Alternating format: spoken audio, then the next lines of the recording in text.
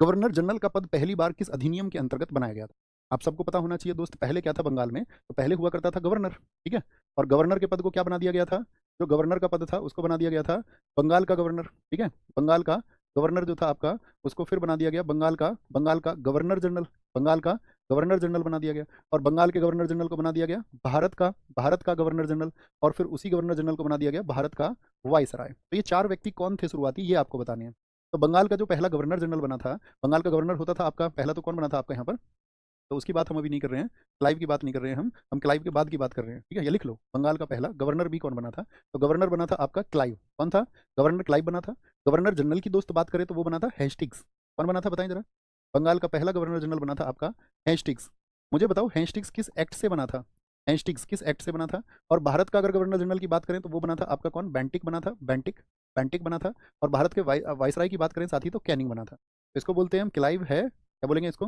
William, ये Clive था, William है, क्या बोलेंगे? बेंटिक, और फिर आपका कैनिंग है। बेंटिक बेंटिक बेंटिक बेंटिक, बहुत बढ़िया जी। अब देखो इंपॉर्टेंट क्वेश्चन क्या बनेगा, किस किस एक्ट से बने? तो ये जो बना था हेस्टिंग्स, ये बना था आपका 1773 के रेगुलेटिंग एक्ट। अगर मैं आपसे पूछूं बेंटिक किससे बना था, तो बेंटिक बना था 1833 एक्ट से, 1833 के एक्ट से। अगर कैनिंग पूछे कभी भी तो आप लिखना 1858 एक्ट से, 1858 के एक्ट से। अच्छा दोस्त, अगर हम आपसे पूछें 1773 के एक्ट में और क्या इंपॉर्टेंट हुआ था, तो आप कहेंगे 1773 के एक्ट में भी सबसे इंपॉर्टेंट पहली बात तो ये है कि भारत में आपका न्यायपालिका की स्थापना हुई थी। और कलकत्ता में आपका सुप्रीम कोर्ट बना था। किस वर्ष में? कलकत्ता में जो सुप्रीम कोर्ट बना था 1774 में। इसमें जो मुख्य न्यायाधीश थे मुझे बताएं, कलकत्ता के सुप्रीम कोर्ट में जो चीफ जस्टिस थे वो कौन थे? चीफ जस्टिस थे इसमें अली जहा इम्पे। क्या बोलोगे? अली जहा इम्पे थे।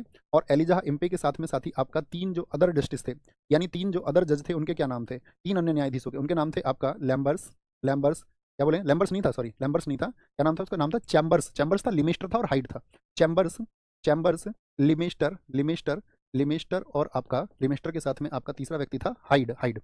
अब हम आपसे पूछेंगे 1773 का जो रेगुलेटिंग एक्ट है ये कब पेश हुआ था? पेश प्रेजेंट कब हुआ था? तो ये पेश हुआ था आपका 18 मई 1773 को, 18 मई 1773 को। इसीलिए इसको नार्थ एक्ट कहा गया, क्योंकि इसको फ्रेडरिक नार्थ ने पेश किया।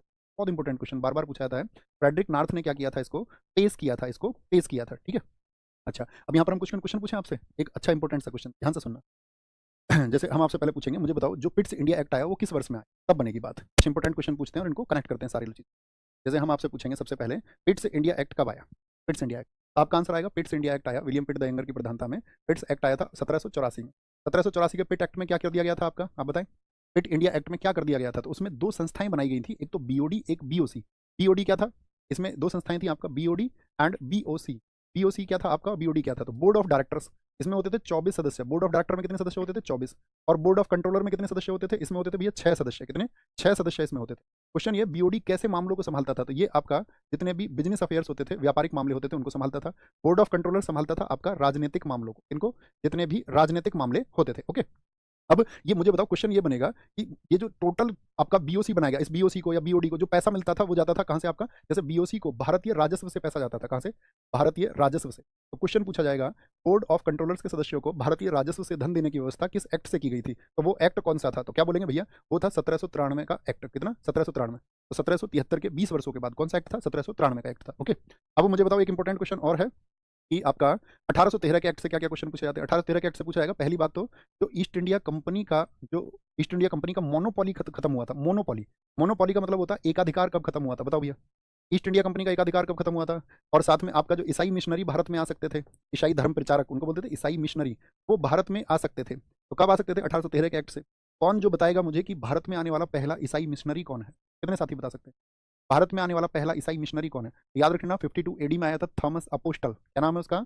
Thomas apostle. माया शर्मा ने सबसे पहले आंसर दिया है, नहीं जी, माया शर्मा जी से भी पहले आंसर दिया है रंजन स्टार चैनल ने। बहुत खूब, बहुत खूब। और मुझे बताओ बीओडी और बीओसी किससे खत्म कर दिए गए थे, किस एक्ट से? तो बीओडी एंड बीओसी 1858 के एक्ट से खत्म किए गए थे, जब भारत सचिव पद बनाया गया था।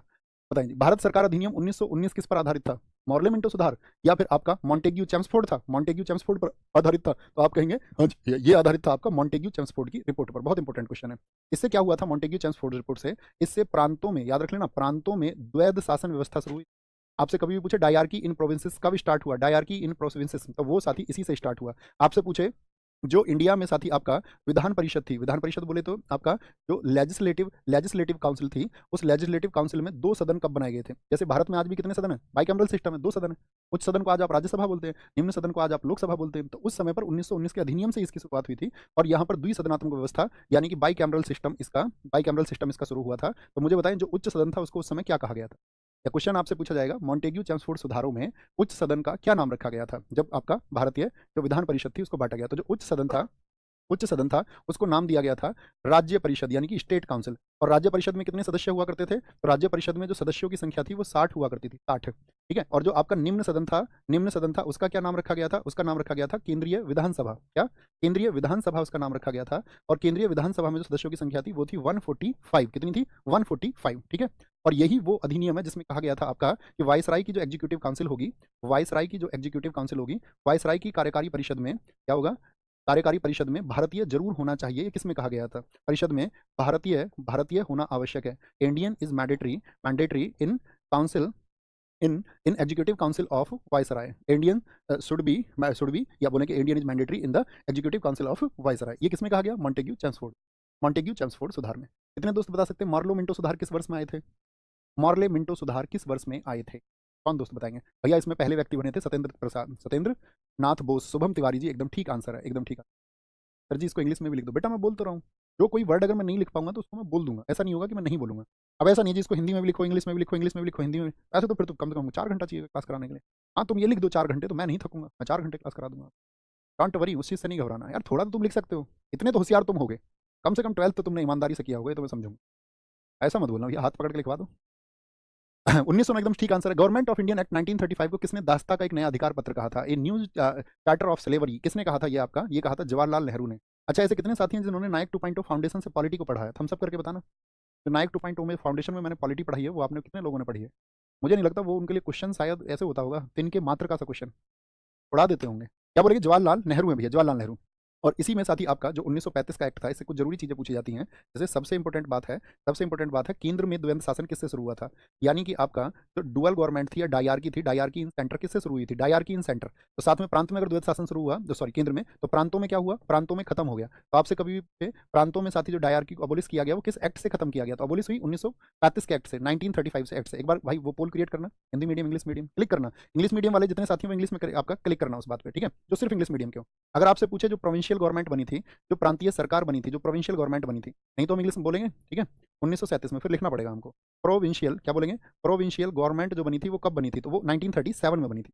मुझे बताओ साथी, अगर मैं आपसे पूछूं जो बर्मा देश है जिसको आज आप म्यांमार बोलते हैं, वो बर्मा देश जो है भारत से अलग किस एक्ट से हुआ था? भारत से। या जो इंग्लिश मीडियम वाले हैं वो इंग्लिश में ही आपका लिखना उसको, ठीक है? क्या बोलेंगे? जो बर्मा को भारत से सेपरेट कर दिया गया, बर्मा को अलग कर दिया गया। अब मान के चलो मैं कहीं पे आपको लिखना है और मैं ये बोल दूं कि बर्मा को भारत से सेपरेट कर दिया गया, इस बात पे प्लीज तुम्हारा सहयोग चाहिए होगा कि आप कह देंगे भैया हाँ ये तो हम कर लेंगे, इतना तो हम जानते हैं, बहुत बढ़िया। एक बार पोल पे क्लिक करना, जितने भी साथी इंग्लिश मीडियम के वो इंग्लिश में लिखते हैं उसको, ठीक है? तो हिंदी वाले उनकी नहीं पूछ रहे, हिंदी में तो हम उसको लिख ही रहे हैं, हिंदी में कोई दिक्कत नहीं है। तो एडजस्टमेंट करेंगे तो लगभग ऑलमोस्ट 10% का मतलब लगभग 4000 बच्चे इंग्लिश मीडियम से, फिर तो लिख लेंगे थोड़ा थोड़ा, कोई दिक्कत नहीं है। बाकी थोड़ा सा सहयोग आप भी करना, थम्स अप करें जी भैया करेंगे, बस पोल कर दो, एंड कर दो उसको। तो दिया नहीं अभी आंसर, 10,000 नहीं दिया तो उतना ही आएगा लगभग, ठीक है? तो क्या बोलेंगे बर्मा को सेपरेट कब कर दिया गया? तो 1937 में हुआ है दोस्त वैसे तो सेपरेट, लेकिन 1935 में उसको अलग किया गया था। अगर मैं आपसे पूछूं जो फेडरल कोर्ट है, फेडरल कोर्ट सुना भी करो, मैं जो बोला करूँ है ना उसको लिख लिया करो। हमेशा तुमसे उम्मीद करूंगा कि इतने पढ़े लिखे तुम बच्चे हो, और इतना कोई फटीचर है कि भैया सुन के भी नहीं लिख सकता है तो बेटा फिर मार आके लगाऊंगा वहीं, ऐसे समझो स्क्रीन में से निकल के तो मैं एकदम से पटक के जॉन सीना वाली पटकी वहीं लगा दूंगा। संघीय अदालत फेडरल कोर्ट की स्थापना कब हुई थी? तो आप कहेंगे 1937 में ही हुई थी, 1937 में ही हुई थी। ये आपका 1935 एक्ट से हो रहा है। अगर मुझे बताओ आरबीआई की जो साथी स्थापना हुई वो भी 1935 अधिनियम, लेकिन एक्ट तो उसका 1935 था। आरबीआई की स्थापना कब हुई? 1935 में। अब एक क्वेश्चन पूछेंगे हम आपसे, जो संघीय न्यायालय बना था, जो फेडरल कोर्ट बना था, इसमें टोटल जज कितने थे? नंबर ऑफ जजेस कितना था इसमें? टोटल जज कितने थे इसमें? तो टोटल जज आप कहेंगे इसमें न्यायाधीशों की संख्या थी भैया 7। 7 का मतलब 1+6, और एक कौन था? वो चीफ जस्टिस होता है। तो चीफ जस्टिस कौन थे यहाँ पर? तो चीफ जस्टिस थे यहाँ पर मॉरिस गोयर। कौन थे? चीफ जस्टिस थे यहाँ पर मॉरिस गोयर। क्या नाम था? मॉरिस गोयर चीफ जस्टिस थे। आरबीआई की स्थापना होगी। एक साथ ही यहाँ पर हुआ था आपका डिस्ट्रीब्यूशन ऑफ पावर्स, शक्तियों का विभाजन। और शक्तियों का विभाजन कितनी तरह से हुआ था आपका?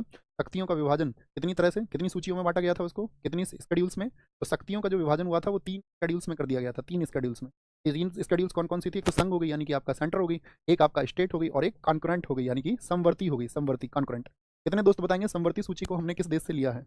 समवर्ती सूची को हमने किस देश से लिया है प्यारे साथी? तो आंसर आएगा समवर्ती सूची। तो कमाल, अपने स्टूडेंट होने का परिचय देना, कभी भी गड़बड़ नहीं होनी। ये चीजें मैं आपको प्रैक्टिस, आपको साथी एनलाइटन, आपको साथी अगर मैं बात करूँ स्पीड को बूस्ट करने के लिए, और आपको पुराना डेटा जो भी इंपॉर्टेंट है 5 साल 6 साल 7 साल क्या इंपॉर्टेंट है वो मैं देखूंगा अपने आप। आपको साथी आपको फोकस करना है बस चीजों के आंसर देने पर और क्लास पे। बताएं फटाफट। ऑस्ट्रेलिया